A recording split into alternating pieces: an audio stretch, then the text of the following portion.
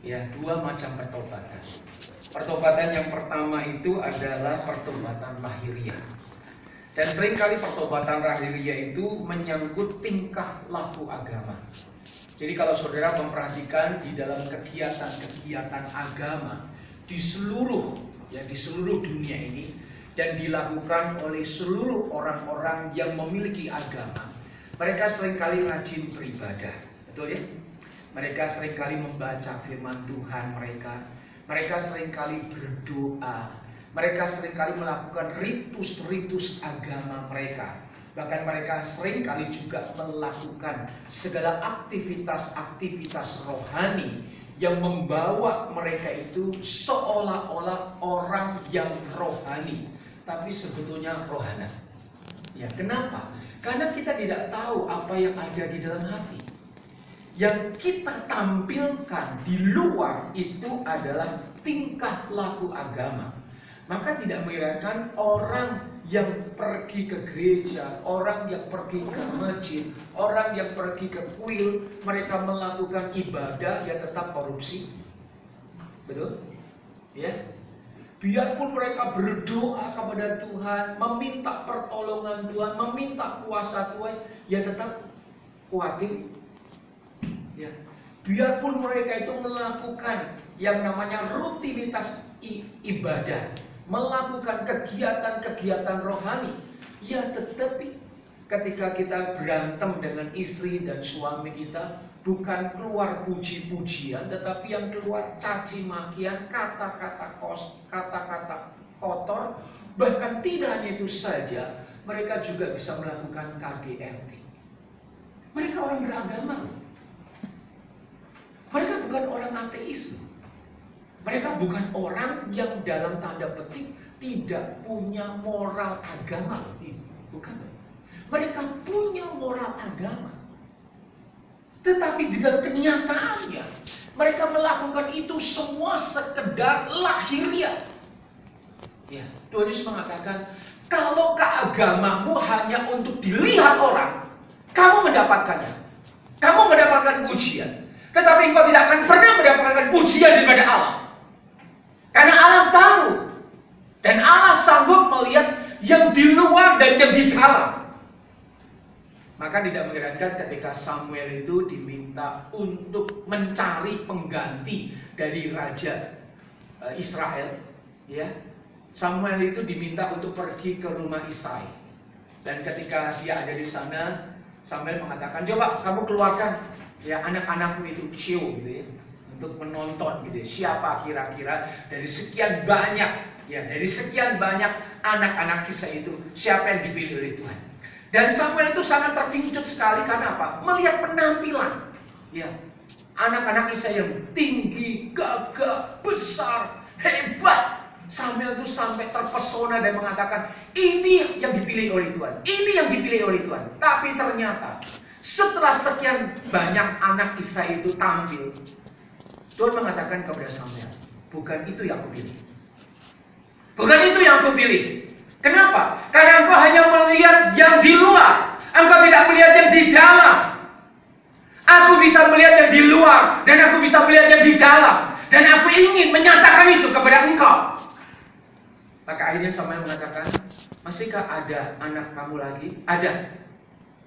Daud, ya, orang muda yang masih dikatakan apa, wajahnya itu kemerah-merahan. Dan Tuhan mengatakan, inilah yang aku pilih, inilah yang berkenan kepada aku. Nah saudara, kadang-kala ketika kita itu beragama, apakah hidup kita berkenan kepada Tuhan? Ketika kita beribadah, apakah ibadah kita itu berkenan di hadapan Tuhan? Ketika kita berumah tangga, apakah rumah tangga kita itu berkenan kepada Tuhan? Ketika kita bekerja, apakah pekerjaan kita itu berkenan di hadapan Tuhan?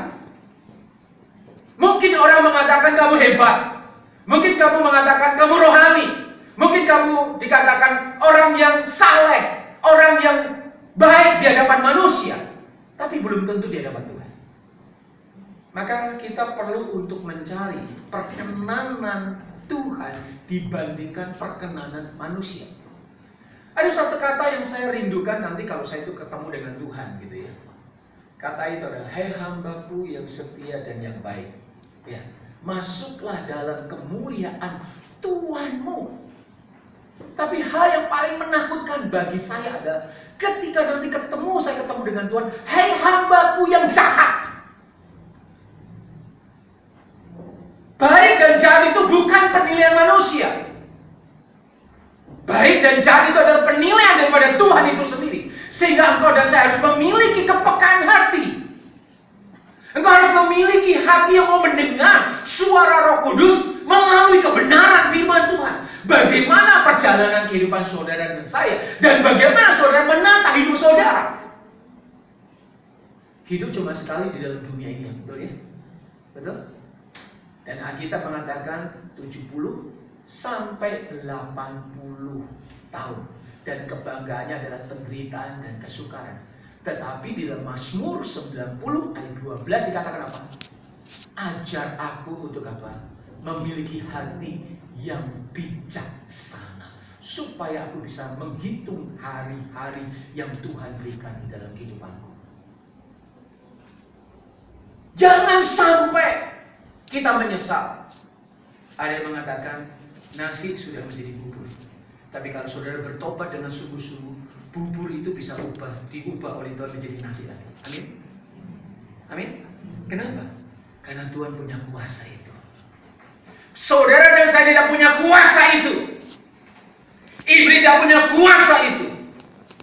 Tapi Tuhan punya kuasa itu karena apa? Karena Dia adalah yang menciptakan saudara dan saya. Yang kedua adalah pertobatan batiniah. Apa sih pertobatan batiniah? Pertobatan batiniah itu adalah perubahan hati. Yang dimana hati itu yang tadinya condong kepada hal-hal yang jahat. Hati itu tadinya condong kepada hal-hal yang tidak menyenangkan Tuhan. Hati yang tadi hanya berfokus kepada perbuatan-perbuatan iblis, perbuatan-perbuatan kebejatan. Kemudian hatinya bisa dirubah oleh Tuhan untuk akhirnya memiliki hati yang takut akan Tuhan. Pertanyaannya, ketika kita selingkuh, apakah kita masih punya hati takut sama Tuhan? Ketika kita berbohong, apakah kita masih punya hati yang takut akan Tuhan? Ketika kita korupsi, apakah kita masih punya hati yang takut akan Tuhan? Ketika kita melakukan segala kejahatan, masihkah kita punya hati yang takut akan Tuhan? Saudara, pertobatan itu menyangkut perubahan hati. Perubahan hati yang keluar di dalam tingkah laku. Yang di luar tidak akan pernah bisa mengubah yang di dalam. Yang di dalam itu bisa mengubah yang di luar. Saudara, saya ingin mengajak saudara untuk lebih jauh lagi memikirkan konsep tentang pertobatan itu. Apa sih esensi pertobatan itu? Apa esensi pertobatan? Di dalam bahasa Ibrani itu ada dua istilah, saya perkenalkan ya. Jadi nanti kalau Bapak Ibu ketemu dengan teman, saya punya dua bahasa Ibrani loh. Ya, lumayan ya, dua bahasa Ibrani. Dan saya nanti juga kenalkan dengan satu istilah bahasa Yunani. Jadi nanti saudara kalau ketemu saya punya dua bahasa Ibrani dan satu bahasa Yunani. Lumayan gitu ya.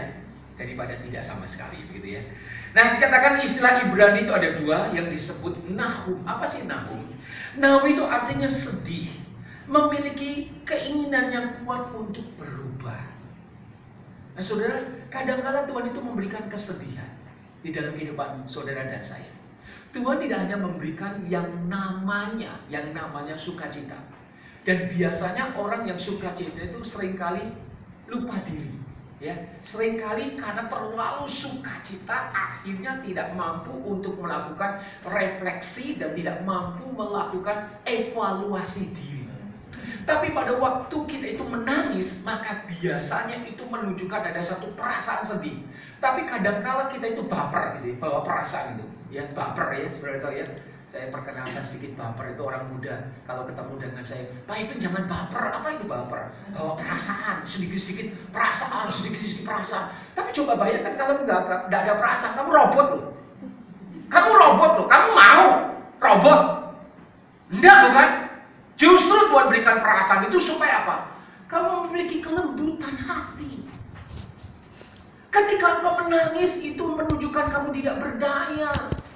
Ketika engkau menangis itu menunjukkan kamu itu betapa sedihnya. Ya, menangisi diri kita, menangisi sesuatu yang tidak benar, menangisi sesuatu yang rusak, menangisi sesuatu yang apa? Tidak menyenangkan